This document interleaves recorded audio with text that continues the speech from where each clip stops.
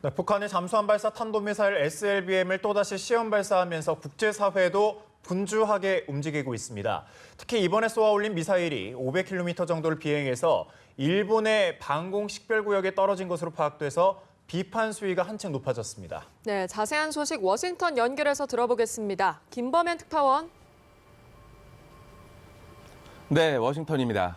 네, 북한의 SLBM 시험 발사가 있자 또다시 유엔 안전보장 이사회가 긴급 소집됐는데 안보리 회의 결과 먼저 전해주시죠. 네, 이곳 시간으로 어제 오후 미국 뉴욕 유엔 본부에서 유엔 안전보장이사회가 긴급 소집됐습니다. 2시간 동안 열린 비공개 회의 결과 안보리는 북한의 잠수함 발사 탄도미사일 도발을 규탄하는 언론 성명 채택을 추진하기로 의견을 모았습니다. 이번 달 안보리 의장국으로 회의를 주재한 유엔 주재 말레이시아 대사는 기자들에게 대다수 이사국은 북한을 비난하는 분위기였다고 소개하고 이를 언론 성명에 어떻게 표현할지 검토하겠다고 밝혔습니다. 회의에서 북한의 우호적인 중국과 러시아가 어떤 입장을 표시할지도 관심이었는데요.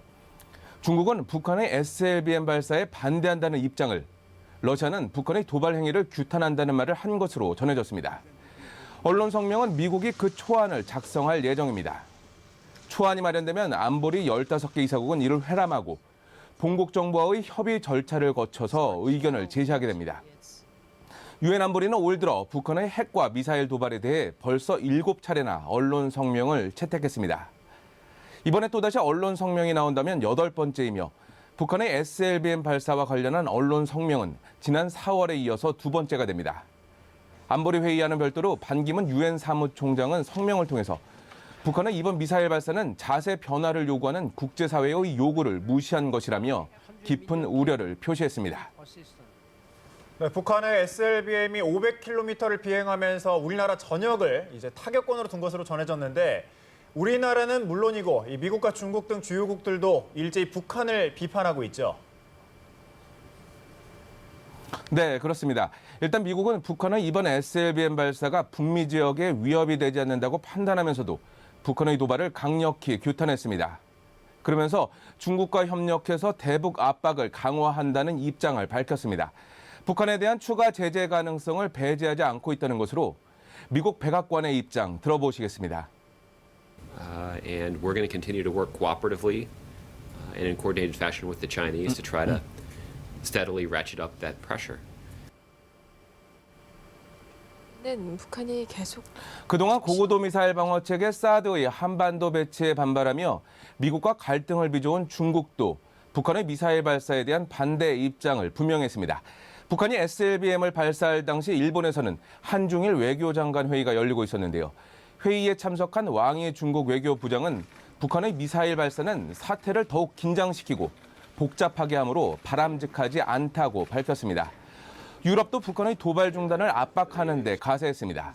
유럽연합은 대외 관계청 대변인 명의의 성명에서 북한의 미사일 발사는 국제적 의무를 심각하게 위반한 또 하나의 사례라고 지적하면서 북한의 미사일 프로그램 폐기를 촉구했습니다.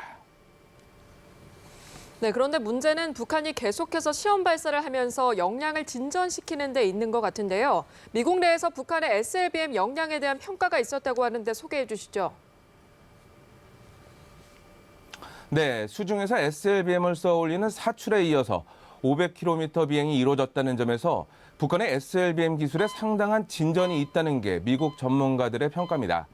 어제 이곳 워싱턴 DC에서 38 노스 주최로 북한의 SLBM에 대한 전화 회견이 있었는데 2020년이면 북한이 SLBM을 실전 배치할 수도 있다는 가능성이 제기됐습니다.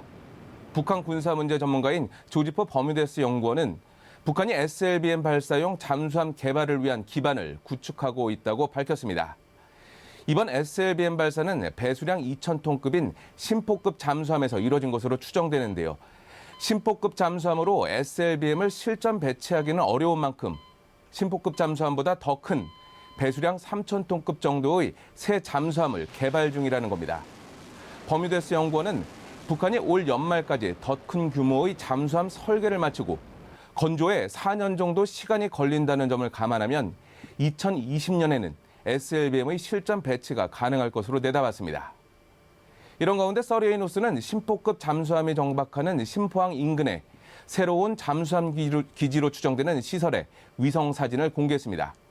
신포 육태동에 위치한 이 기지에서는 현재 기역자형의 부두와 함께 다양한 시설물 공사가 한창으로 이곳에서 새 잠수함을 개발하지 않겠느냐는 추측이 이어지고 있습니다. 네, 그렇군요. 이번엔 미국 대선 얘기를 해보죠. 공화당 대선 후보인 도널드 트럼프의 지지율 추락으로 민주당 대선 후보인 힐러리 클린턴이 대선 승률을 계속 높여왔는데 이 클린턴이 새로운 악재에 직면했다면서요. 네, 힐러리 클린턴 후보가 또 다른 장애물에 놓인 모습입니다.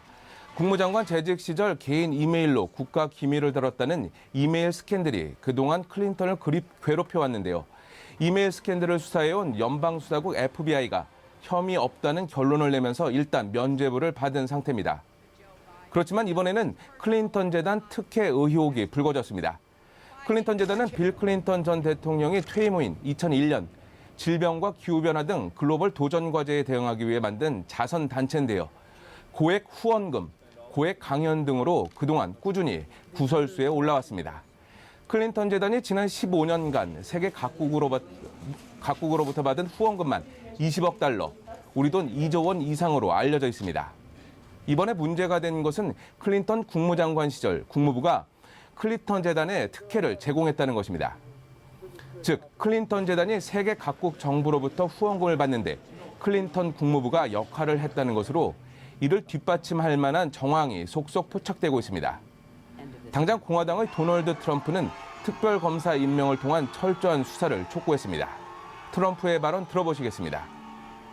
The Justice Department is required to appoint an independent special prosecutor because it has proven itself to be really, sadly, a political arm of the White House. 이메일 스캔들에 이어 클린턴 재단은 힐러리 클린턴의 대권 행보에 있어서 또 다른 아킬레스건으로 꼽힙니다. 네, 방금 말씀하신 대로 클린턴이 악재에 직면하자 트럼프는 흑인과 히스패닉 유권자들을 향해서 연일 구애를 펼치면서 그 틈을 파고들고 있다고 하던데요. 관련 소식도 전해주시죠.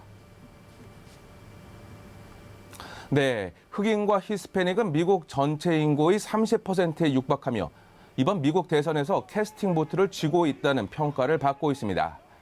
흑인과 히스패닉은 힐러리 클린턴을 압도적으로 지지하고 있는데 미국 내 소수 인종을 향한 도널드 트럼프의 거침없는 막말도 한몫을 했습니다. 하지만 백인의 적극적인 지지를 받고 있는 트럼프가 대선에서 승리하려면 흑인과 히스패닉 등 소수 인종으로부터 한 표라도 더 확보하는 게 절실합니다. 이 때문에 트럼프가 흑인과 히스패닉을 향한 구애 작전에 시동을 걸었습니다. 트럼프의 발언 들어보시겠습니다. To the African American voter, great people. To the Hispanic voter who have been absolutely treated terribly, I say, what do you have to lose?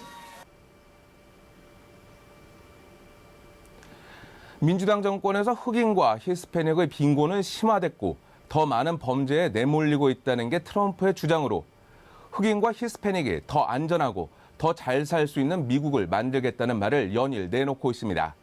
대표 공약인 이민정책 완화 가능성까지 시사한 상태입니다. 현재 미국 대선판은 클린턴과 트럼프 두 후보가 일진일퇴를 거듭하고 있는 모습입니다. 지금까지 워싱턴에서 전해드렸습니다.